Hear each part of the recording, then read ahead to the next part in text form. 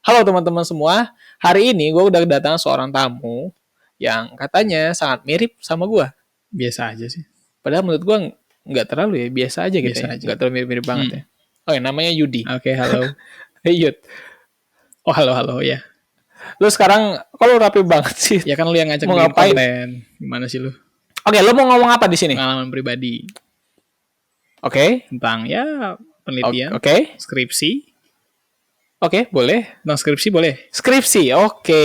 Ya. Oke, kalau tentang skripsi, tapi sorry nih, kayaknya gue nggak bisa nemenin lama-lama nih. Gimana kalau lu sendirian aja ngomongnya? Kok gitu? Aman gak di sini? Aman, aman. Serius tuh? Itu mah aman. Slow, slow aja. Ya, Emang lu mau ngapain? gue mau ngedit video yang tadi dulu. Oke? Oke, Aneh, yaudah gue tinggal ya. aneh banget. Lo sendiri di sini. Ya udah. Oke, sip. Ya udah deh. Oke teman-teman, ya udah deh gue sendirian ngomongin tentang tips ngerjain skripsi. Langsung aja. Tapi ini mungkin kursinya gue geser dulu aja ya. Oke, tips yang pertama dari gue adalah membuat target yang realistis optimis. Gue sendiri membuat target itu, gue tarik dari keinginan gue ingin di wisuda. Misal, kalau sekarang bulan Januari, gue ingin di wisuda nanti di bulan Agustus misalnya. Berarti setidaknya gue sudah terbit SKL di bulan Juli. Kalau sudah terbit SKL di bulan Juli, artinya gue setidaknya sidang itu sudah di bulan Juni. Oke, kalau gue ingin sidang di bulan Juni, artinya penelitian gue setidaknya selesai di bulan Mei. Kalau penelitian gue ingin selesai di bulan Mei, artinya gue sudah harus mulai. Kalau dalam hitungan gue bisa menyelesaikan penelitian mungkin sekitar 4-5 bulan. Artinya sekarang, bulan Januari, gue sudah harus mulai. Gitu. Agar nanti juga jangan lupa diperhitungkan safety faktornya. Jadi kita mempercepat lah. Ada speed up di situ sekitar 1 bulan.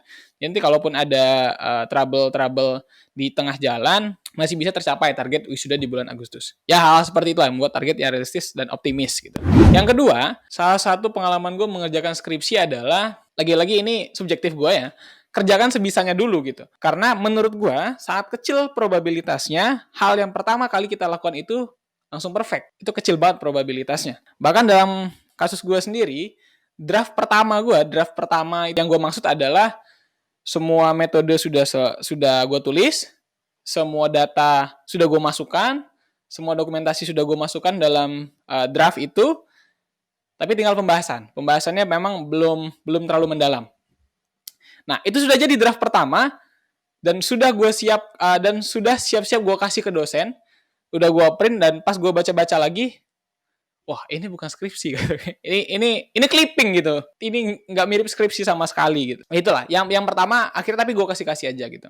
Tapi beruntungnya gue adalah gue bisa nemuin dosen itu cukup cepat lah ya, maksudnya komunikasi gue dengan dosen cepat, gue ngasih draft dan balik ke guanya itu cukup cepat, mungkin bisa hitungan hari, 1-2 hari itu udah bisa balik. Bahkan dalam case yang draft pertama itu gue ngedraft, sebelah gue ada dosen, selesai gue ngedraft, gue ngeprint, langsung gue kasih ke dosennya.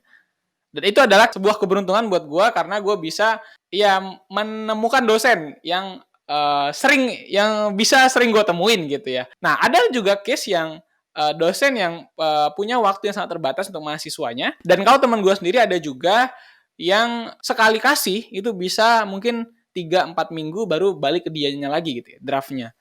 Nah, kalau dalam case yang seperti ini, sangat disarankan untuk kamu memaksimalkan draft itu. Karena sangat sayang kalau makan waktu yang cukup lama, revisinya cukup banyak misalnya, nanti akan makan waktu lagi gitu. Tapi biasanya dosen yang memakan waktu yang lama ini dalam case temen gue, dia revisinya cuma beberapa kali aja, 1 atau 2 kali.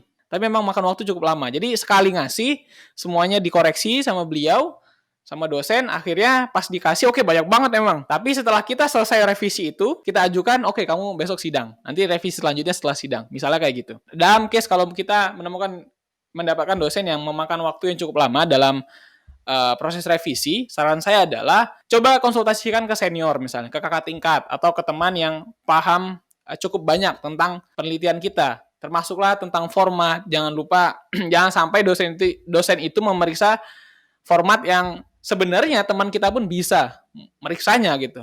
Dan kalau gue sendiri sih typo itu gue biasanya minta ke teman ngebuat koreksiin. Tapi ada juga kalau mau cara-cara di Microsoft Word sebenarnya sudah ada ya, cek spelling dengan bahasa Indonesia itu sebenarnya sudah ada caranya. Nanti videonya Saya sempat beberapa nemuin tutorial ya, nanti saya taruh di link di bawah. Oke, tips yang selanjutnya adalah terkait tentang biaya penelitian. Di kasus gue sendiri, biaya penelitian itu menjadi bottleneck. Gue memakan waktu yang cukup lama untuk mendapatkan dana penelitian. Tapi sekali lagi, ini adalah murni keinginan gue sendiri. Dosen gue nggak sama sekali mendorong, meminta, atau yaudah yud kamu harus bikin seperti ini sampai jadi seperti itu. Enggak. Tapi emang ini murni keinginan gue pribadi. Gue pengen bikin robot gitu. Walaupun pada akhirnya tidak fungsional penuh ya. Masih sangat jauh lah. Tapi keinginan gue sendiri. Dan akhirnya membuat gue memakan waktu penelitian yang cukup lama. Kurang lebih sekitar 1 tahun ya penelitian. Nah, dari biaya penelitian ini biasanya kalau kamu ikut penelitian dosen, biasanya penelitian kamu biayanya akan di-cover oleh dosen itu tadi dari biaya proyek itu tadi. Ya kalau ini case biaya penelitiannya sudah selesai lah, sudah nggak perlu dibahas, dan biasanya juga angkanya cukup besar, bisa sampai puluhan juta bahkan. Kemudian selain biaya proyek dosen juga ada beasiswa tugas akhir yang memberikan. Ya ini yang gue tahu dan gue tanya-tanya teman-teman gue di Instagram. Ada mulai dari beasiswa Paragon. Nanti kalian bisa search tentang beasiswa Paragon, beasiswa tugas akhir Paragon. Kalau nggak salah sekitar 5 jutaan dapatnya. Kalau waktu itu nggak tahu, mungkin sekarang udah berubah. Atau juga ada beasiswa dari Indofood Riset Nugraha, nama beasiswanya. Kemudian ada beasiswa dari JASO, tapi kalau di JASO ini penelitiannya 1 tahun di Jepang gitu. Nanti teman-teman bisa search mendalam sendiri. Kemudian ada juga beasiswa dari BRI Link Scholarship, Brilliant Scholarship, saya lupa namanya, tapi nanti saya taruh linknya di bawah gitu. Teman-teman bisa search. Dan masing-masing beasiswa ini mempunyai karakteristik dan temanya masing-masing. Nanti bisa disesuaikan dengan penelitian yang kalian lakukan gitu ya. Selain yang tadi, kalian juga bisa memanfaatkan dana dari PKM, Program Kreativitas Mahasiswa yang diadakan oleh Kementerian, kalau waktu itu Kemenristek Dikti ya, nggak tahu kalau sekarang mungkin Kemendikbud ya, nggak tahu. Kalian bisa mendapatkan dana dari PKM gitu. Dananya cukup besar, kisarannya dari 5 sampai 12,5 juta kalau tidak ada perubahan. Nah, dalam case gue sendiri, biaya penelitian gue dapatkan itu dari dana-dana yang gue dapatkan dari lomba. Karena gini, kalau gue sering ikut lomba, gue bisa dapat dana itu dari 3 sumber langsung. Kalau beruntung 3 sumber maksudnya. Yang pertama, biaya akomodasi dari IPB, kampus gue. Yang kedua, biaya kalau kita menang, kita dapat hadiah, uang juara artinya. Tapi ini bonus. Dan yang ketiga, kebetulan di IPB ini di kampus gue, untuk teman-teman yang juara, itu kita akan dikasih bonus lagi. Jadi ada 3 sumber pendanaan. Biasanya ini yang gue manfaatkan gimana caranya gue bisa dapat uang untuk penelitian. Ya 3 ini yang sumber utamanya. Dan penelitian gue sendiri, gue ikutkan lomba dari bener-bener cuman proposal doang. Gue ikutkan lomba esai waktu itu di salah satu universitas di Sumatera, dan alhamdulillahnya dapat juara gitu. Akhirnya gue dapat uang juara. Kemudian karena juara gue bisa mengajukan ke IPB untuk dapat bonus juara. Dan akhirnya dapat bonus juara dan dapat uang hadiah. Ya itu lumayan untuk beli hardware. Ya hal seperti itu ya. Gue terusin ikut lomba dari yang prototipe kecil tanpa kamera, prototipe kecil dengan kamera, dan lain sebagainya. Kalau teman-teman mau lihat penelitian gue tentang apa, nanti ada link di bawah. Ya dari hal-hal kayak gitu yang akhirnya gue bisa menyelesaikan penelitian. Oke, tips yang selanjutnya juga menurut gue sangat penting ya, yaitu menguasai Microsoft Word. Tapi kalaupun memang tidak menutup kemungkinan, dalam case sangat malas, itu yang gue rasakan juga, sangat malas untuk mempelajari Microsoft Word atau tools di Microsoft Word, minimal kita punya satu teman yang bisa kita andalkan dalam hal ini gitu.